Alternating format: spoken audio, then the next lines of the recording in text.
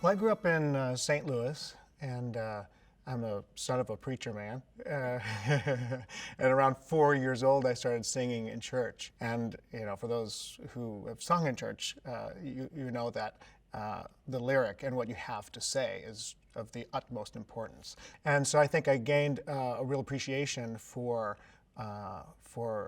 what it is that I'm saying in song, as well as the dense text of scripture. These large words, a little kid reading this, having to understand that. So having to dissect that at an early age gave me sort of a foundation of appreciation. My family had a band growing up. My grandma played the piano, my mom played the organ, my great uncle Herbie played the guitar and the banjo, and my grandpa Vickery played guitar, banjo, mandolin, and fiddle, and my dad played the Tupperware. He was our rhythm section.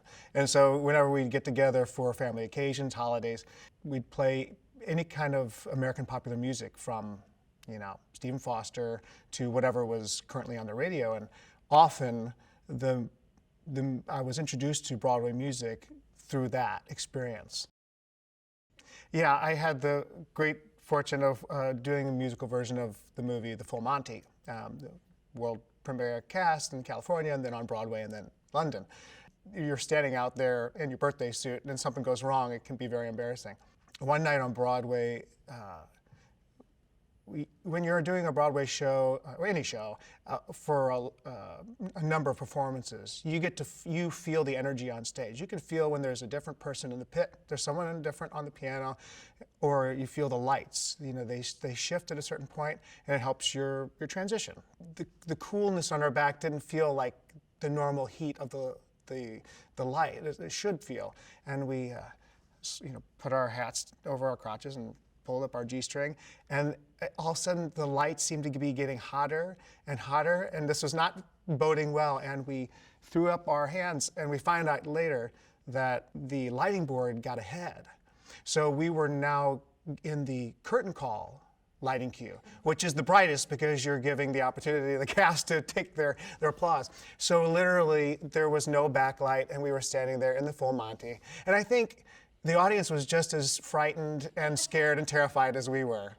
And I won't say what the various actors on either side of me were yelling, because it is, public television. We love to sing together, so it works out really well. We really lucked out on life partners and singing partners. If I were to look for a singing partner, I couldn't find anyone that's more, well suited to, my voice, and I think for Marin as well, except we have a hard time finding keys. But as I've gotten older, it's good because he can sing higher than me, so that's good now. I just take the low notes. We were just doing an interview the other day, and I found out a quirk that Marin has about me that I didn't realize. I apparently vocalize too loud. He's not vocalizing too loud. When he rehearses a song to learn it, he really has to sing it full out all the time. Like, I can learn things really quietly, and he has to sing it full out all the time. So